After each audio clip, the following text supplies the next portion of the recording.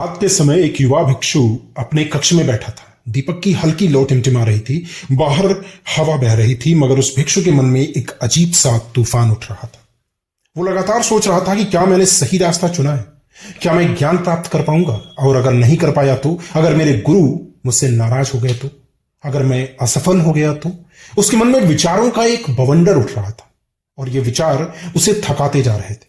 उसने सोचा, मन तो मेरा शांत होना चाहिए, लेकिन ये तो और बेचैन हो रहा है। मैं तो ध्यान करने बैठता हूं, लेकिन ध्यान की जगह विचारों की भीड़ लग जाती है। शायद मैं कभी सफल नहीं हो पाऊं। अगली सुबह वो सीधे भगवान बुद्ध के पास पहुंचा। उसने झुककर कहा, भगवान, मेरा मन लगातार विचारों से भरा रहता है। मैं जब भी ध्यान करने बैठता हूं तो विचारों का एक बवंडर चलने लगता है। मैं हर बात को बार बार सोचता हूं, क्या होगा, क्यों होगा, कब होगा, कैसे होगा, और ये ओवर थिंकिंग मुझे अंदर ही अंदर खाए जा रही है। क्या मैं कभी शांति पा सकूंगा? क्या मेरा मन कभी स्थिर हो सकेगा? बुद्ध मुस्कुराए। उनकी आंखों में गहरी करुणा और शांति थी। उन्होंने कहा, प्रिय भिक्षु, तुम अकेले नहीं हो जिसके साथ ऐसा हो रहा है। हर इंसान का मन यही करता है। मन की प्रकृति ही है भटकना और विचारों में उलझना, लेकिन इस मन को नियंत्रित किया जा सकता है। मान लो किसी इंसान को एक बाण लगता है, वो घायल हो जाता है, उसे अपार कष्ट होता है। अब सोचो, अगर उसी इंसान को दूसरा बाण लग जाए तो उसका दर्द और बढ़ जाएगा। पहला बाण वास्तविक समस्या है, लेकिन दूसरा बाण हम खुद चलाते हैं। जब हम समस्या पर बार बार सोचते हैं, दोहराते हैं, डरते हैं और चिंता करते हैं। यही ओवर थिंकिंग है, ज्यादा सोचना है। तुम्हें यह समझना होगा कि जीवन में पहला बाण तो कोई भी झेल सकता है, लेकिन दूसरा बाण खुद कभी मत चलाओ। भिक्षु ध्यान से उनकी बातें सुन रहा था। उसे लगा जैसे उसके भीतर की गांठें धीरे धीरे खुल रही हैं। वो बोला, भगवान, तो क्या मैं हर समस्या पर सोचना ही बंद कर दूं? बुद्ध ने कहा, नहीं, सोच बहुत जरूरी है, लेकिन सही दिशा में। समस्या को पहचानो, उसका समाधान सोचो और फिर मन को छोड़ दो। अगर बार बार उसी विचार को दोहराओगे तो तुम कभी वर्तमान का आनंद नहीं उठा पाओगे। याद रखो, विचार गाड़ी के पहियों की तरह है। अगर गाड़ी को बार बार एक ही जगह घुमाते रहोगे तो वो कभी आगे नहीं बढ़ पाएगी। बुद्ध ने कहा कि ओवर थिंकिंग रोकने की पहली चाबी है वर्तमान पर ध्यान देना। जब भी मन इधर उधर भागे तो खुद से कहो कि मैं अभी यहां हूं, जो होगा बाद में देखा जाएगा। मन को सांसों पर टिकाओ। एक एक श्वास को आते जाते देखो। विचार आएंगे, लेकिन उन्हें पकड़ो मत। उन्हें ऐसे जाने दो जैसे आकाश में बादल आते हैं और चले जाते हैं। उस दिन से भिक्षु ने बुद्ध की शिक्षा को अपनाना शुरू किया। वो रोज ध्यान में बैठता और जब भी विचारों की भीड़ आती तो वो मन ही मन मुस्कुराता और कहता, ये विचार सिर्फ बादल हैं और मैं आकाश हूं। धीरे धीरे उसने महसूस किया कि उसका मन पहले से हल्का होने लगा है। उसे पहली बार समझ आया कि सोच और ओवर थिंकिंग में फर्क है। सोच समाधान लाती है, लेकिन ओवर थिंकिंग सिर्फ और सिर्फ चिंता। भिक्षु ने बुद्ध की पहली शिक्षा अपनाई थी। अब वो सांस पर ध्यान देना सीख रहा था, लेकिन मन का खेल इतना आसान नहीं था।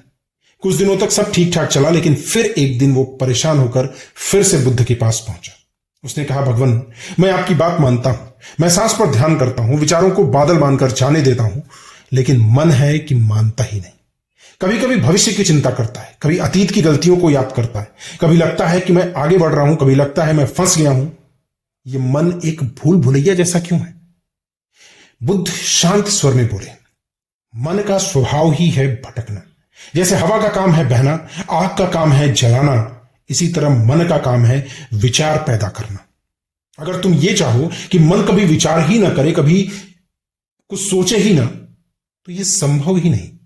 लेकिन अगर तुम ये सीख लो कि विचारों में खोना नहीं है, तो तुम मुक्त हो जाओगे। एक बार एक बंदर ने दर्पण देख लिया। उसने उसमें अपनी ही छवि देखी और समझा कोई दूसरा बंदर है। वो छवि को पकड़ने की कोशिश करता, कभी उससे लड़ता, कभी खेलता, लेकिन वास्तव में तो वहां कुछ था ही नहीं। ऐसी ही हरकत तुम्हारा मन करता है। वो अपने ही विचारों को सच मान लेता है और फिर उन्हीं में उलझ जाता है। याद रखो, हर विचार सच नहीं होता। जैसे दर्पण की छवि असली नहीं है, वैसे ही मन की बहुत सारी कल्पनाएं भी असली नहीं है। भिक्षु बोला, लेकिन भगवान, विचार तो अपने आप आते हैं, मैं उन्हें कैसे रोकूं? कई बार तो मैं अनजाने में ही सोचने लगता हूं। बुद्ध मुस्कुराए और बोले, विचारों को रोकने की कोशिश ही मत करो, उन्हें बस देखो। तुम किसी विचार को आते हुए देखते हो और उसे पकड़ते नहीं हो तो वो धीरे धीरे खुद ही चला जाता है। समस्या तो तब होती है जब तुम विचार को सच मानकर उसके पीछे पीछे भागने लगते हो। बुद्ध ने उसे ओवर थिंकिंग से निकलने की दूसरी चाबी बताई। विचारों को देखो लेकिन पकड़ो मत। जब मन तुम्हें अतीत में खींचे या भविष्य में डराए तो बस यही कहो कि ये सिर्फ विचार हैं। इससे विचारों की ताकत कम हो जाती है। अब भिक्षु ने यह शिक्षा भी अपनाई। अब जब वो ध्यान में बैठता और विचार आते तो वो खुद से कहता कि ये सिर्फ विचार हैं, ये सच नहीं है। धीरे धीरे उसने देखा कि पहले जहां विचार उसे घंटों परेशान करते थे, अब वे कुछ ही पल रुकते और फिर चले जाते। मन उसका हल्का होने लगा। उसने बुद्ध की दोनों शिक्षाएं अपना ली थी, लेकिन पूर्ण मुक्ति अभी बहुत दूर थी। एक दिन ध्यान करते करते उसके मन में फिर से प्रश्न उठा, अगर भविष्य में कोई बड़ा संकट आया तो, अगर मेरी साधना टूट गई तो, अगर मैं फिर से ओवर थिंकिंग में फंस गया तब। वो तुरंत बुद्ध के पास पहुंचा और बोला, भगवान मैं काफी बदल गया हूं, लेकिन मन बार बार डराता है। ये सोचता हूं कि कहीं फिर से वही स्थिति ना आ जाए। मैं स्थायी शांति कैसे पाऊं, इसका कोई उपाय बताइए। बुद्ध शांत भाव से उसकी तरफ देखा और कहे, प्रिय भिक्षु, ये जो अगर अगर है ना, यही तुम्हें जकड़े हुए है। ध्यान से देखो, भविष्य अभी आया नहीं, अतीत चला गया है। सिर्फ यही क्षण है जो कि तुम्हारे पास है। जो व्यक्ति हर पल को जैसे है वैसे ही स्वीकार कर लेता है, वही मुक्त होता है। ओवर थिंकिंग तब होती है जब मन इस क्षण को छोड़कर अतीत या भविष्य में भटकने लगता है। याद रखो, सच्चा जीवन सिर्फ अभी इसी वक्त है। बुद्ध ने आगे कहा, जीवन नदी की तरह है। अगर तुम उसे रोकने की कोशिश करोगे तो भी वो रुकेगा नहीं। हो सकता है विकराल रूप ले ले। विचार भी नदी की ही तरह है। अगर तुम उन्हें रोकोगे तो बेचैनी होगी, बहने दोगे तो शांति मिलेगी। मुक्ति का मार्ग यही है, मन को प्रवाह बनने दो, कैद मत करो। भिक्षु ने बुद्ध की बात सुनी और गहरी सांस ली। उसने पहली बार महसूस किया कि उसका डर भी सिर्फ एक विचार ही है। उसने सोचा, अगर भविष्य आएगा तो मैं उसका सम्मान करूंगा, अगर अतीत था तो वो जा चुका है, मेरे पास सिर्फ यही क्षण है। उस दिन से उसने हर छोटी बड़ी बात में वर्तमान को पकड़ना शुरू किया।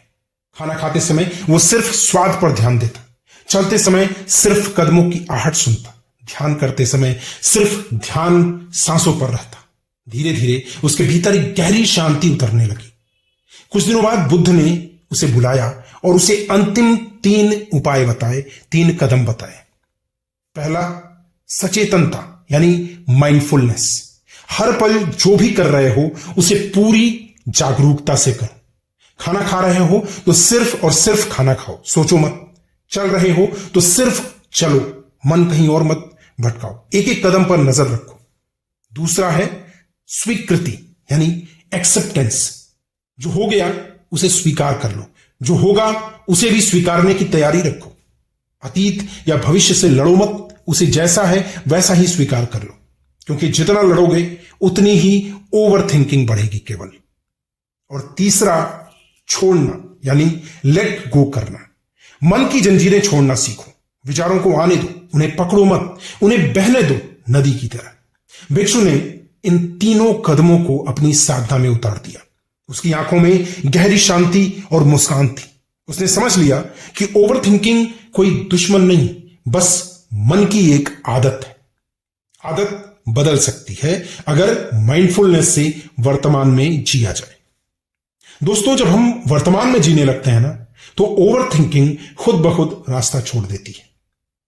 तो अगर यह कहानी आपके दिल तक पहुंची तो इसे सेव कर लीजिए और अपने दोस्तों को शेयर कीजिए, क्योंकि अगली बार जब आपका दिमाग ज्यादा सोचे या ज्यादा बोले तो यही कहानी आपको शांति दिलाएगी।